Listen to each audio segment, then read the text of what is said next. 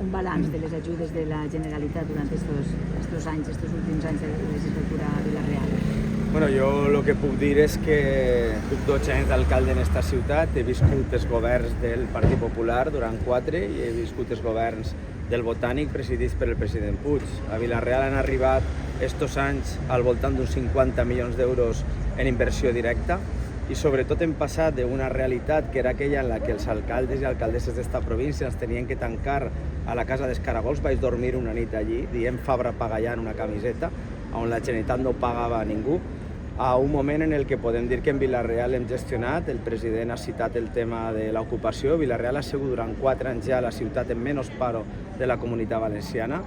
i han sigut més de 10 milions d'euros invertits per la Generalitat Valenciana en tallers d'ocupació, en PUJUS, en CUJUS, és a dir, plans d'ocupació pública que han donat suport a més de 1.000 beneficiaris en esta ciutat. Segur que esta graneta de sorra també ha sigut important per a que la nostra indústria, les nostres empreses, perquè ens costa que tota aquesta gent quan ha eixit s'ha reinsertat en el mercat laboral i ha sigut molt útil. Per tant, no puc més que estar tremendament orgullós, content i pensar que ara tinc que anar de la mà del president Puig per a fer possible aquest projecte embastat que té Vila-real, que per el Covid, per Putin, que estos dos no estaven en els nostres programes electorals, puguem fer capaços d'avançar junts.